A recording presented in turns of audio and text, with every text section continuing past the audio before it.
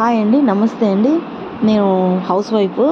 Work from home చేస్తామని చెప్పి apply చేశానండి. చాలా వరకు చేస్తే అన్నీ క్విక్కర్ జాబ్స్‌లో వచ్చాయండి. అది యాప్ డౌన్లోడ్ చేసుకున్నాను. యాప్ డౌన్లోడ్ చేసుకుంటే అందరూ వచ్చి కాల్ చేస్తే మీరు ₹200 రిజిస్ట్రేషన్ ఫీజు అమౌంట్ కట్టాలంటే మాత్రం అది ఫేక్ జాబ్ అని చెప్పి తోసిపుచ్చేసానండి. ఇమ్మీడియట్‌గా నెక్స్ట్ డే భారతి ఎయిర్టెల్ నుంచి కాల్ వచ్చిందండి. అంటే కాల్ కాదండి, మెయిల్ వచ్చింది ఫస్ట్ యాజ్ ఇట్ ఈజ్. అది ఎలా ఉంటుందంటే ఐటీ కంపెనీ నుంచి ఎలా వచ్చిందో అలాగే వచ్చిందండి. అంత క్లియర్గా మనకి ఎక్కడ తప్పు కనబడినట్టుగా అంత క్లియర్గా వచ్చింది. మీకు రేపు ఇంటర్వ్యూ మీరు షార్ట్ లిస్ట్ అయ్యి ఉన్నారు, 10 to 5 లోపల మీకు కాల్ వస్తుంది, మా హెచ్ఆర్ కానీ ఫోన్ చేస్తారు అని చెప్పని అన్నారు. అదేవిధంగా వచ్చింది. మీ ఎట్లా జరుగుతుందంటే ప్రాసెస్ అలా జరిగిందండి. Tell me about your self.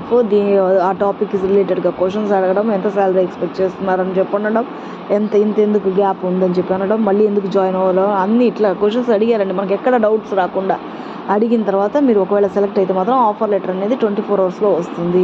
24 అవర్స్లో ఆఫర్ లెటర్ వచ్చిందండి. వచ్చిన తర్వాత కూడా ఇంత శాలరీ అని చెప్పి ఆయన పంపించారండి. తర్వాత పక్క నెక్స్ట్ డే 11 o'clockకి ఫోన్ చేసి మీరు ₹3,170 పేమెంట్ చేయాలి. అది 11:10కి ఫోన్ చేసి 11:30 లోపల పే చేయాలి అని చెప్పి అన్నారండి. ఇది ఏంటిది, ఒక కంపెనీ ఒక పే చేయాలంటే కూడా అట్లీస్ట్ మినిమమ్ కొంచెం టైం ఇవ్వాలి. ఇంత లోపల పేయమంటున్నారంటే ఇదేదో తప్పు తేడా కొడుతుంది అని చెప్పి అనుకున్నానండి. అడిగితే ఎందుకు మేము పే చేయాలనంటే మీ ఇలాగే 11 మెంబర్స్ని మేము రిక్రూట్ చేసుకున్నాము అంటే వాళ్ళు ఏమన్నారంటే మేము సెలెక్ట్ చేసేసారు, ఆఫర్ లెటర్లో మేము computer, laptop plus wifi connection అనేది పంపిస్తాము, మీరు ఇంత అమౌంట్ పే చేయండి అని చెప్పన్నారు. మేము ఎందుకు పే చేయాలి అని అడిగితే 11 మెంబర్స్ని రిక్రూట్ చేసాము, వాళ్ళకంతా ఐడి కార్డులు ఇలాగే చేస్తామని ఖర్చు అయింది, మాకు 2 lakhs ఖర్చు అయింది. సో అందుకని మీరు హయ్యర్ శాలరీ వస్తే వెళ్ళిపోతారేమో వాళ్ళలాగా, సో మాకు ఇది ఒక సేఫ్టీ డిపాజిట్. వాళ్ళు ప్రతి ఒక్కరండి, వీళ్ళే కాదు, ముందు రిజెక్ట్ చేసిన వాళ్ళంతా కూడా కంప్యూటర్స్, ల్యాప్టాప్, వైఫై కనెక్షన్ పంపిస్తాము, మీరు ఒక 500 పే చేయండి, మీ శాలరీతో పాటు అది రీఫండబుల్, ఆ 500 అనేది రీఫండబుల్ అని చెప్తున్నారండి. మోసపోకండి. ఇట్లా ఫ్రాడ్ కంపెనీస్, ఫేక్.